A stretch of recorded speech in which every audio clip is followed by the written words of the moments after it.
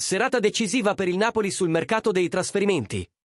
Siamo tornati con informazioni esclusive su due affari che potrebbero scuotere le cose dietro le quinte del club. Prima di darvi tutti i dettagli, assicuratevi di mettere mi piace e di iscrivervi al canale per non perdervi nessuna novità. Passiamo agli affari. Il Napoli sta lavorando sodo per assicurarsi due acquisti importanti prima della chiusura del mercato. I nomi nel mirino sono quelli di Allan Saint-Maximin e Pietro Comuzzo. Due rinforzi che potrebbero rinforzare la squadra di Antonio Conte nelle ultime settimane di campionato.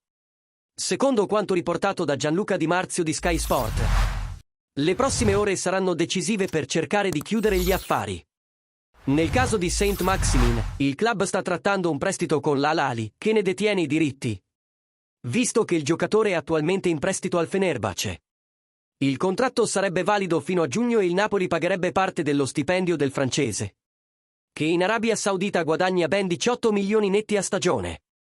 L'affare potrebbe concludersi per circa 5 milioni di euro, compreso l'indennizzo per la cessione anticipata del giocatore da parte del Fenerbahce. Per quanto riguarda la difesa, il Napoli ha fatto un'altra mossa per Pietro Comuzzo della Fiorentina.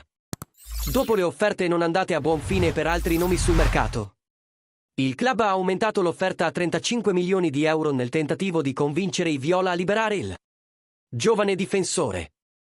La risposta della Fiorentina dovrebbe arrivare in serata, con un ultimo tentativo di trattativa in corso. Le prossime ore si preannunciano intense, con il Napoli in corsa contro il tempo per chiudere i due acquisti prima del gong del mercato di lunedì sera. Pensate che Saint-Maximin e Comuzzo siano un buon acquisto per la squadra di Conte? Lasciate la vostra opinione nei commenti e continuate a seguire i nostri aggiornamenti per rimanere aggiornati su tutti i dettagli di questo ultimo scorcio di mercato.